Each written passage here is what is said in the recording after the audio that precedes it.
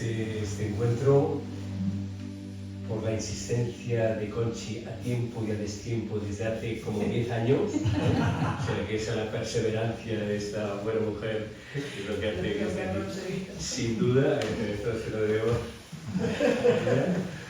No, de verdad, o sea, como la vida del Evangelio, en este caso, no. Pues, y luego, pues con un gran deseo desde hace muchos años de venir a las Batuecas, entonces se juntaron las dos cosas y dije, sí. Bueno. Entonces, para mí es un doble privilegio el estar con el Camino Ecuménico, bueno, hace años ya que había estado en algunos encuentros vuestros, sí. No sé, bueno, recuerdo, a menos a tres de vosotros. Sí. No sé si había más gente o no, pero aquí 20 años al menos, ¿no? Sí. Y luego pues de estar en este lugar que espero poder explorar estos días, porque bueno, solo acercarse a este santuario, todas las montañas, el valle y este mismo lugar, pues es un privilegio muy grande. Por lo tanto, muchas gracias por estar aquí, porque no debe ser fácil muchas veces, me imagino. Y bueno, y por la perseverancia, ¿no? Los movimientos existen porque perduran, digamos, ¿no? Es una vez siempre, ¿no? Hay como un primer impulso, un gratificante y tal, y luego poco a poco, pues por diferentes razones, ¿no? Se van dejando, pues está bien, pero bueno, cuando hay largas duraciones, pues eso permite una sedimentación, un universo compartido, y todo eso pues es un gran valor para los que lo cultiváis, ¿no?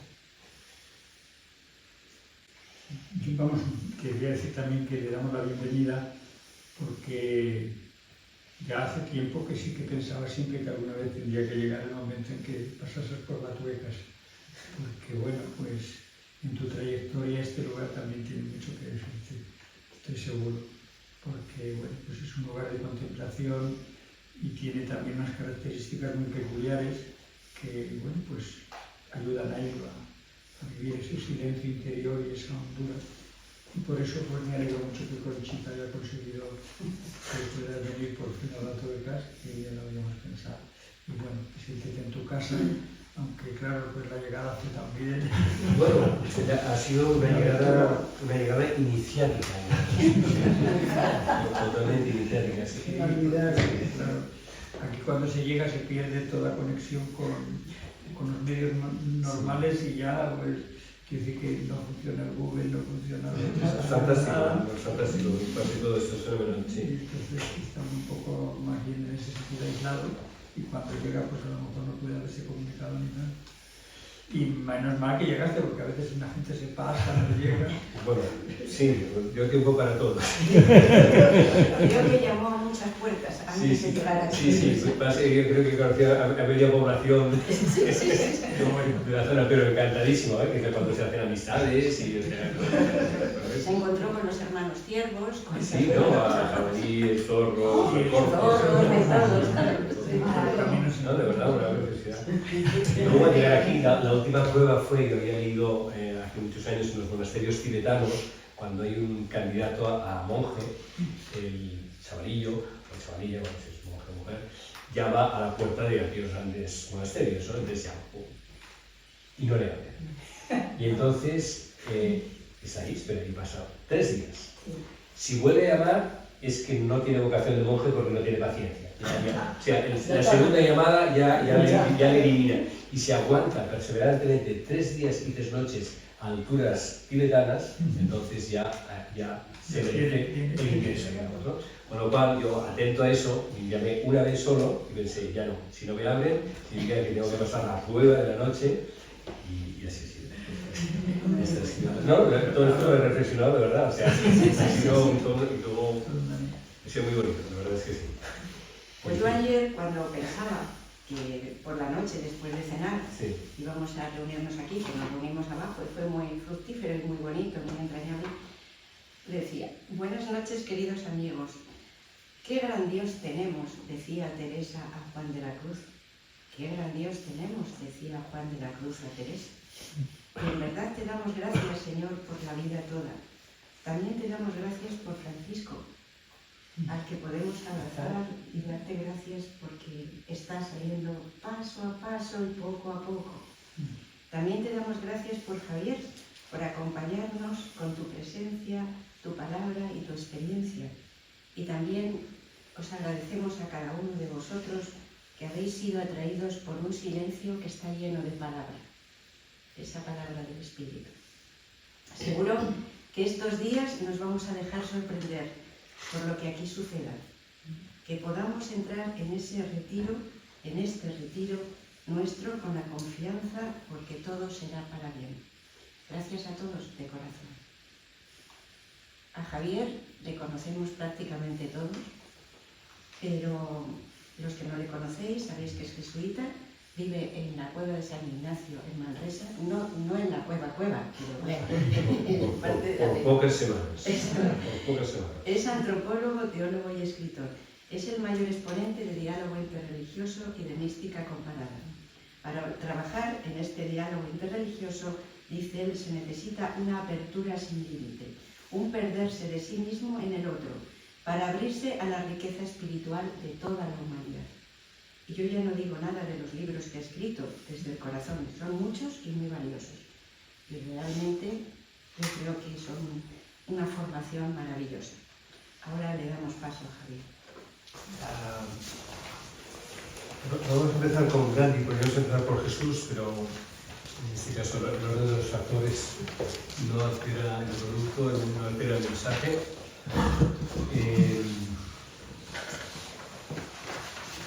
Porque Gandhi hizo de la no violencia un modo de vida, ¿no?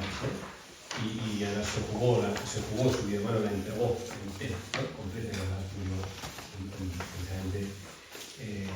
yendo hacia una oración, matado por uno de sus propios congéneres, porque no fue un musulmán, sino que fue un hindú, ¿no? Como suele pasar. Los más duros a veces son los de casa, ¿no? Y bueno, y él tiene un largo recorrido. En los casi 80 años que vivió, 11 los pasó en prisión.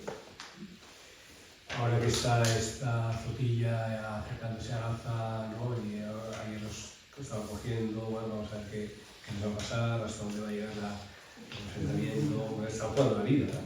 Hay toda la vida internacional, pues como no era ninguna barbaridad, pero bueno, la están haciendo igualmente, por lo tanto, pues, tampoco es, bueno, porque hay mucha vida internacional, eso es lo único que esfera, sino, bueno. Pero el peligro sería, pues ahora, demonizar a los judíos, ¿no? A mí me está pasando este tiempo. Me está costando leer las primeras lecturas de las misas de estos días, ¿no? Cuando Jerusalén, por favor, pero ¿de qué Jerusalén estamos hablando, no? Como sea Jerusalén no es un lugar, no es un estado interior, compartido, y por eso es una ciudad, digamos, pero no es un territorio, ¿no? Es un modo de estar en todos los territorios, pero claro, no el modo en que nos están enseñando, digamos, ¿no? Bueno, lo digo porque a mí me está gustando muchas lecturas del periodo, ¿no? Sobre esta... Bueno, pero quiero decir que Gandhi, que tuvo que enfrentarse con los ingleses, en el ashram de Gandhi velaban porque ni siquiera el pensamiento de los satyagrahis, que ahora voy a hablar de ellos, los satyagrahis son los que hacían 11 votos, y significa los comprometidos con la verdad. Satya significa compromiso, fuerza, y no, satya significa verdad, perdón, y grahi significa la fuerza del compromiso con la verdad. Tanto la fuerza, el comprometerse con convicción, como el hecho de, y eso es muy bonito, como el hecho de que vivir en verdad da fuerza. O sea, no es solo la fuerza que tú pones, sino que es la fuerza que tú recibes al vivir en verdad. Y esos son los satyagrahis. Por lo tanto, cuando uno está haciendo unos votos y los vive, no solamente está poniendo fuerza en vivirlos, sino que por el hecho de vivirlos estás recibiendo fuerza, ¿no? Por el compromiso que estás haciendo, ¿no? Es de ida y vuelta, ¿no? Bueno, pues los satyagrahis, que son los hombres y mujeres que viven en el ashram de Gandhi, primero en Sudáfrica y luego en el Gujarat, velaban porque ni siquiera sus pensamientos pudieran ofender a sus adversarios. Ni siquiera lo que llegaran a pensar, en el caso de poder ser pronunciado en voz alta, pudiera ofender a aquel sobre el que estás pensando, ¿no? Es decir, hay que afinar mucho, ¿no? Y si nos cuesta a veces con las personas que queremos, ¿no? Pues pensar, no solo no hablar, sino pensar de otro modo con de Netanyahu, de Putin o de Trump o de todos, ¿no? Los que en estos momentos están representando la manera más grosera, digamos, de hacer política, y sin embargo no juzgarlos, no demonizarlos, porque entonces muy fácilmente caemos en estas dualidades que no nos hacen muy bien a nadie. Bueno, pero esto es un compromiso de una gran altura espiritual, digamos, ¿no? Poder contener la violencia interior que nos produce cuando nos sentimos agredidos, digamos, ¿no? Y que la respuesta inmediata no sea otra agresión, sino que sea una mirada restauradora, y lo veremos tratar con Jesús, pero en la primera hoja que os he pasado hay algunas cosas importantes que es la que vamos a leer. Esa misma, sí.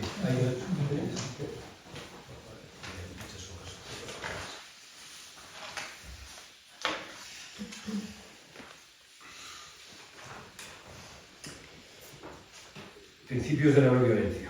La no violencia implica una purificación de uno mismo tan completa como humanamente sea posible. Hombre a hombre, la fuerza de la no violencia está en proporción exacta a la capacidad, que no a la voluntad de la persona no violenta de infligir violencia.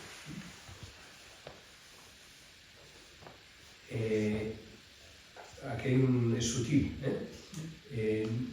está hablando de que no es una cuestión de fuerza de voluntad, que entonces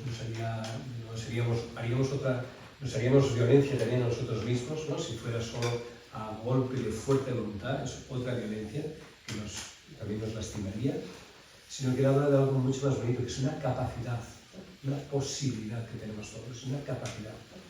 Y esa capacidad hay que cultivarla, ¿no? Hay que capacitarla, digamos, ¿no? Y cuando capacitamos esa capacidad, entonces sale la voluntad, pero no vamos a golpe de voluntad contra la violencia, pero entonces es otra forma de hacernos violencia a nosotros mismos, ¿no? Es una posibilidad, una capacitación que tenemos, ¿no? Y como todo hay que ejercitarla.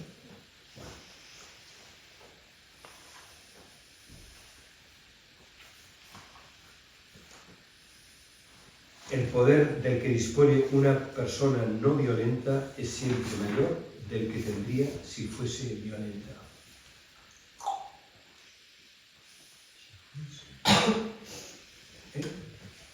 Si fuese... Voy siguiendo, Estoy leyendo, ¿veis dónde estoy leyendo o no? El poder del que dispone una persona no violenta es siempre mayor del que tendría si fuese violenta. Claro, está hablando de otro poder, evidentemente, ¿no? Está de otra forma de poder, ¿no? ¿De qué poder hablamos, no? Esa es la gran pregunta, ¿no? Hay una gran diferencia en inglés. La palabra power es más abierta que la palabra en castellano, porque nosotros poder lo tenemos más asociado a una dominación. A veces nosotros utilizamos más la palabra fuerza que poder. En inglés power significa fuerza y poder al mismo tiempo. Pero a donde voy es que hay el poder, directamente hablando, lo solemos ejercer a costa de anular al otro. Y por eso tenemos a las personas con poder, porque lo ejercen anulando a las otras personas, absorbiéndolas. En cambio, la fuerza, o dicho de otro modo, las personas que tienen autoridad y no poder son las personas que ayudan a nosotros a crecer junto a ellas. Autoridad en latín procede de augere, augere significa hacer crecer. Concedes autoridad a una persona a la que sientes que te hace crecer. Por lo tanto, su poder está en hacerte crecer. En cambio, el otro poder del que vivimos es el que se ejerce a costa de anularte a ti. Bueno, pues ahí hay dos grandísimos modelos, en el fondo, en estos momentos políticos, económicos. Bueno, en estos momentos, el poder en estos momentos más creíble que hay hoy ha sido el del Papa Francisco y en estos momentos de León XIV, digamos, ¿no? Son seres pacíficos, vestidos de blanco, desarmados, y que tienen una palabra abierta y no están con temas endogámicos, temas intereclesiales los últimos papas, pues yo creo que penúltimos, no han ayudado, yo creo, porque han hablado mucho para solo un grupo. En cambio, Francisco y León están hablando al mundo entero, ¿no? Y lo están hablando desarmadamente, lo están haciendo sin duda, ¿no? Y eso es lo que les da autoridad, porque digamos, lo hacen creíble, ¿no? Y les ayudan a hacer crecer, digamos, ¿no? Bueno, pues este es el poder del que habla Gandhi. Gandhi no tuvo ningún cargo político, él ni siquiera era el presidente del Partido del Congreso al final de su vida. Él renunció, su postura era totalmente espiritual, digamos, no tenía ningún tipo.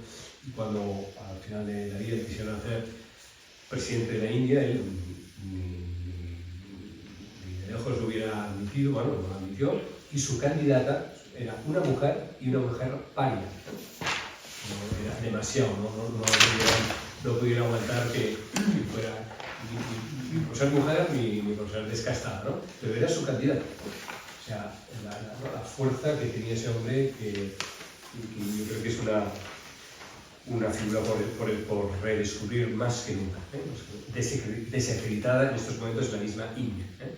Todo un movimiento neohinduista, de hecho, el que mató a Gandhi en estos momentos es considerado un líder político. Bueno, murió ya, pero es un mártir de la causa del neohinduismo frente a pues una tolerancia que descafeína la identidad brahmánica, en el fondo brahmánicos, son intereses brahmánicos, digamos, en el nombre del hinduismo, lo que están defendiendo es una casta, ¿no? Pero bueno, todo esto es muy sutil y hay que estar muy atento para no caer en la contaminación de la crítica fácil o de la descalificación y llegar a que ni siquiera nuestros pensamientos pudieran ofender a nuestros adversarios. Qué alta aspiración es esta. Bueno, en la primera página, o que estamos al final de la columna, la última, que es un poco más larga, dice esto. La humanidad solo podrá deshacerse de la violencia con la no violencia. El odio solo podrá ser vencido con amor. Devolver odio por odio no hace más que aumentar la superficie y la profundidad de lo odiado. Está muy bien dicho. No hace más que escampar, como se llama, ¿no? Estirar. Eso mismo que quieres extirpar, lo estás multiplicando, ¿verdad? En extensión y en profundidad, ¿no? Por lo tanto, hay que poder verlo desde otro lugar, ¿no?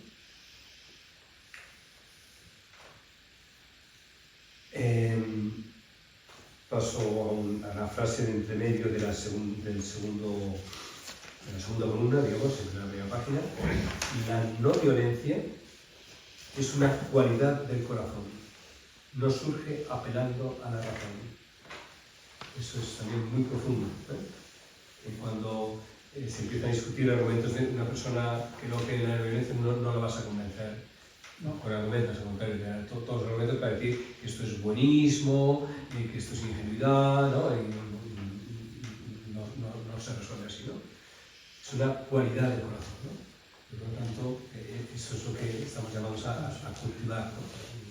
Con una gran atención, con la vigilancia de los padres del desierto. Los padres del desierto hablaban siempre de la nexis. La nexis es la vigilancia, la guarda del corazón, ¿no? Porque es en el corazón donde se generan todas las batallas, ¿no? Y todas las guerras se hacen en el corazón de los grandes líderes políticos que no supieron contener esa rabia, ¿no? Y entonces eso se convirtió en política pública, ¿no? Por lo tanto, la guarda del corazón, ¿no? La cualidad del corazón que implica una vigilancia del corazón, ¿no? Como lo que vemos antes también de los pensamientos, ¿no? Y dice, Gaby, busco apasionadamente la verdad, que no es más que otro de los nombres de Dios. En el transcurso de esta búsqueda descubrí la no violencia. Difundirla es la misión de mi vida. Mi único interés en la vida es llevar a cabo esta misión, ¿no? Realmente encarnó esa figura, ¿no? Y ahora, ¿no? Vemos la imagen, ¿no? Esa figura totalmente frágil, desarmada, enclenque, y qué fuerza tenía al mismo tiempo en su divinidad, ¿no? Bueno, algunos parecidos nos puede pasar con Teresa de Calcuta, hay como mismo Casandaria, son seres muy flacos, muy enclenques, y qué fuerza tienen dentro, ¿no? Bueno, pues esa es la paradoja, ¿no? Aquí dice algo muy bonito. Busco apasionadamente la verdad, que no es más que otro de los nombres de Dios. De tal manera, él era profundamente religioso, por supuesto, pero se dio cuenta de que la palabra Dios, el nombre de Dios, a algunos les producía rechazo, y en los años 40-50 en Occidente hay un cierto ateísmo, ¿no? Que niega una determinada manera de entender a Dios, y por lo tanto, y él quería también ser amigo de los ateos, no por eso ser amigo, sino porque estamos en la misma causa. Nadie puede estar excluido en los valores fundamentales, ¿no? Entonces dijo, si decir que Dios es la verdad excluye a los que no creen en Dios, porque entonces les está diciendo que no saben de la verdad, se esforzó para hacer un cambio y al final decía, en su vida decía, la verdad es Dios, ¿no? Porque en la verdad nos podemos encontrar todos. Y buscar la verdad es lo que cada cual lo hace, el que es religioso como creyente, pero el que honestamente pueda decir que no cree, también está buscando la verdad. Y por lo tanto, Dios no puede ser un punto de separación, tiene que ser un punto de encuentro. Por lo tanto, la verdad es lo que es Dios, ¿no? En lugar de utilizar un nombre de Dios que pudiera provocar rechazo o separación, digamos, ¿no? O sea, pero incluso él pues, se renuncia a su manera de formularlo para acercarse, para que el otro pueda sentirse incluido en ese enunciado, ¿no? Bueno.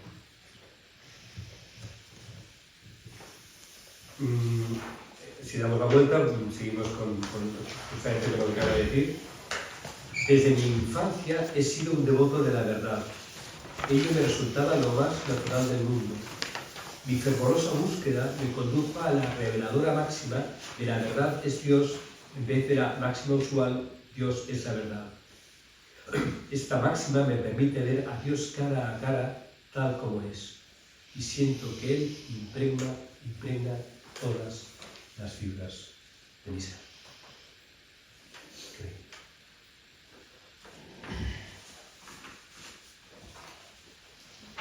Podríamos decir todavía otra cosa, ¿no? Verdad y vida son dos nombres de Dios. Y una verdad que no da vida deja de ser verdadera. Porque si la vida, que es lo que prima, que es el participar de la existencia de Dios, el participar de la propia existencia, eso es la verdad. Si tu enunciado de la verdad te priva de la vida, es que lo que estás diciendo no es verdadero. O es parcialmente verdadero porque no incluye la vida. Cuando utilizamos la verdad, es que esto es verdad, pero al decir esto es verdad estoy excluyendo al otro, en el modo de decir esto es verdad, o sea, te estoy diciendo que tú no te enteras, deja de ser verdad lo que estoy diciendo, porque el otro queda excluido de esa verdad que solo es verdadera si da vida, digamos, ¿no? Vale. Hace una semana, bueno, hace casi 2 años, hemos establecido una relación con un palestino que tiene a toda su familia en Palestina, y él es un superviviente, se fue a tiempo, hace años a Europa a trabajar y hace lo que puede para hacer llegar, sabiendo que cada día puede ser la última vez que oye la voz de su gente, ¿no? En cualquier momento conectaré y no habrá conexión, pues significa que algo visible se ha caído encima de él. O sea, desde hace 2 años está con esta angustia. Bueno, hemos hablado bastante, el hombre sabio, y entonces no entiende la postura israelí, evidentemente. Y me decía un día, ¿no? Es como ante el mismo mapa y ante el mismo relato y las mismas fronteras, la misma historia, o sea, todos tenemos aparentemente los mismos datos, pero la lectura que hacemos es opuesta, ¿no? Entonces es como un 9, que nosotros vemos un 9 y ellos ven un 6. Entonces, ¿qué? ¿Es un 6 o un 9? ¿Y eso cómo se resuelve? ¿Cómo se resuelve?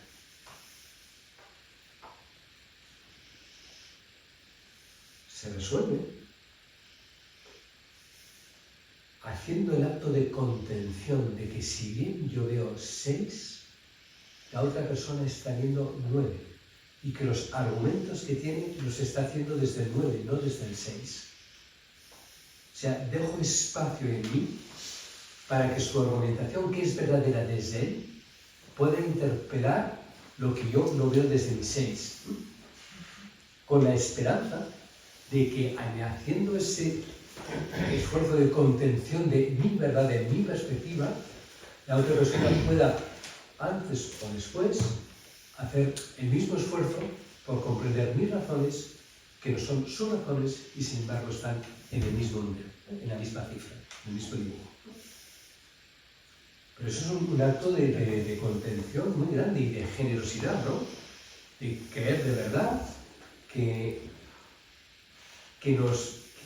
es 6 y 9 a la vez, que son las dos cosas a la vez, incluso y además ni siquiera ni es 6 ni 9, al final es un grabado, es un dibujo, puede ser un caracol, puede ser una flor, puede ser una pereza, puede ser, ¿no? Son muchas cosas, ¿no? Quiero decir, y eso no quita verdad a mi verdad, pero le quita agresividad a mi verdad, le quita pretensión de totalidad, le quita pretensión de invasión de lo que la otra persona legítimamente puede estar viendo y pensando y percibiendo desde su perspectiva, ¿no? Bueno, pues ese es el camino, ¿no? No hay otro camino, lo veremos después con Jesús esta tarde cuando habla de las bienaventuranzas, ¿no? Porque estamos en este tiempo, ¿no? Pues esta es la verdad. A esto somos hoy más que nunca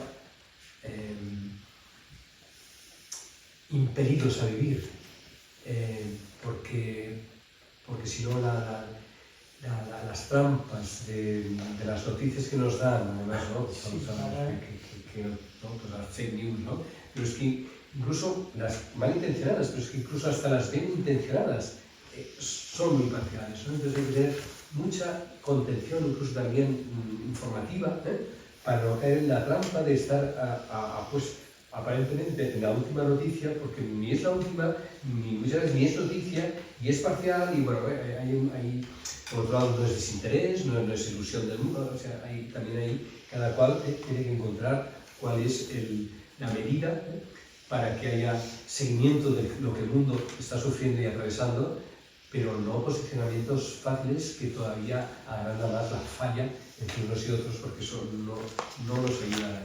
Y eso no significa no tomar partido, porque hay quien que toma partido, pero desde ese corazón ecuánime y generoso bueno, y por eso termina diciendo esto, ¿no? El ideal del satyagraha no se dirige solo a unos cuantos elegidos, a los santos y a las naciones, se dirige a todo el mundo. la última frase de la segunda hoja. Es verdad que hay que, como los que ahora están en estos momentos en la flotilla yendo a Zagreb, hay que ser muy valiente, digamos, ¿no? No todo el mundo está llamado a estar en la flotilla, ¿no? Pero sin embargo, todo el mundo sí que está llamado a estar en esa flotilla, digamos, del espíritu, ¿no? que va a llevar caliuros, ayuda humanitaria, no va a luchar, sino que va a ayudar a alimentar a los que están ahí en sufrimiento, y que nuestro pensamiento, por lo tanto, no sean armas, ¿no? Sino que sean ayudas humanitarias en forma de mercantilidad comestible, ¿no?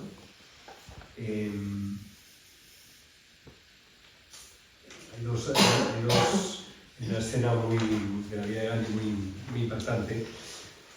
Uno de los momentos más difíciles de su vida no fue contra los ingleses, porque los ingleses dentro de todo tenían su... De hecho, le preguntaron una vez, y toda la técnica de toda la filosofía de la no violencia, y dicen, lo has podido hacer porque eran ingleses, pero si hubieran sido nazis, si hubieran sido alemanes, ¿cómo lo hubieras hecho, no? Entonces escribió una carta a Hitler, ¿no? Y que no tuvo nunca respuesta, ¿no?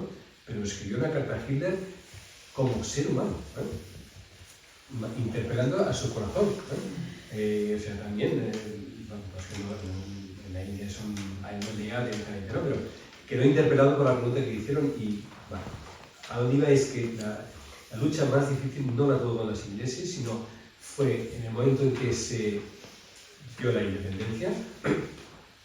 Hubo una lucha terrible entre musulmanes e hindúes, porque hubo la partición de Pakistán por una parte y de Bangladesh por la otra, y entonces hubo muchísimas matanzas, hubo repatriaciones, ¿no? Hindúes que estaban en el territorio de Pakistán fueron sacados, en fin, y ahí es donde hubieron las peores matanzas de toda la guerra de la independencia, que dijo que los mismos ingleses hicieron lo posible para que estuvieran peleados entre ellos, y el resultado de esa pelea fue esas luchas que y en un momento determinado hay unas matanzas muy duras en Calcuta, en esos barrios hacinados donde se puede saltar de terrado a terrado, bueno, terrible, ¿no? Entonces, masacres duros de todos contra todos. Y él se fue a instalar a una casa musulmana y se declaró en huelga de hambre hasta la muerte, o sea, pidiendo que se parara, que todo el mundo le pusiera las armas, en un año hasta la muerte, o morían ellos o morían ellos, pero ese era su condición, ¿no? No dejaré de ayunar hasta que todos hayan puesto las armas. Bueno, entonces eso duró 21 días, poco a poco se consiguió, y entonces el último día, cuando todo el mundo pues había depuesto las armas y él acabó su ayuno, los diferentes líderes de los hindúes y musulmanes fueron pasando por su habitación, deponiendo pues, sus machetes y sus sables, sus cosas, ¿no? Y en un momento determinado cae postrado un hindú, se pone a llorar, un llanto terrible, desesperado, y dice: ¿cómo podré encontrar la paz? ¿No? ¿Cómo me podrán perdonar? Dice, o sea, los musulmanes mataron a mi mujer y a mis hijos y los vi como hacían delante mío, y fue, bueno, y esa ira y esa rabia ha hecho que desde hace un mes yo estoy matando también a cualquier familia que vea, ¿no? ¿Cómo puedo salir de ese infierno, ¿no? ¿Cómo me puedo curar de eso, ¿no? ¿Cómo puedo ser redimido de eso, ¿no? Y con llanto, ¿no? Entonces él le toma la mano, se lo mira, con la poca fuerza que le quedaba, ¿no? Y dice: ¿quieres realmente salvarte? ¿Quieres de verdad salvarte? Claro. Y dice: pues ahora, cuando salgas a la calle y veas a un niñito, adóptalo. Asegúrate que sea musulmán y edúcalo en la religión musulmana. Así te salvarás. Bueno, pues eso es la no violencia, ¿no? Es la capacidad de ver las cosas desde el otro lado, digamos, ¿no? Y cuando vemos desde el otro lado, lo vemos también desde el primer lado, y entonces que es la mirada de Dios, en definitiva, ¿no? La mirada no violenta es la mirada de Dios. Por eso a veces también, cuando salen ciertas formas primitivas de Dios furibundo del Antiguo Testamento, dices, ese no es Dios, eso será una proyección que los judíos de sus miedos provocan, en el sentido de ni se enfadan, o sea, Dios lo ve todo, lo entiende todo y en él no hay enfado, en él hay una profunda compasión, ¿sí? Pero una compasión activa, una compasión inteligente, una compasión resolutiva, que nos hace capaces de salir de donde estamos atascados, empecinados, tratando de defender algo, pero es que cuando más lo defendemos, más nos está costando salir de ahí, digamos, ¿no? Y más nos vamos diferenciando del otro que además está haciendo lo mismo, ¿no? Bueno, hay que saber que los efectos de la no violencia son a largo plazo, no son inmediatos. Difícilmente se produce una conversión, puede darse, pero en general son eficaces a largo plazo, y por lo tanto hay que tener una gran perseverancia, porque de entrada la otra persona no va a reaccionar, está muy despierta y muy abierta como para quedar impactada. De entrada no lo va a hacer, ¿no? Será en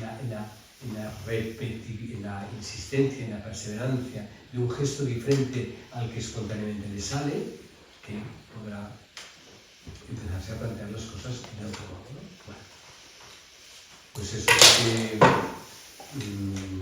para este rato os propongo un ratito de dejar que os vean los textos leyendo, imágenes que tenemos, los sentimientos que nos vengan de rabia de este tiempo y comentarios que saben hacer cuando veo ciertas noticias, cómo me posiciono, no estoy cayendo, cómo podríamos salir de eso, cómo ayudarnos de otra manera, eso como telón de fondo para esta.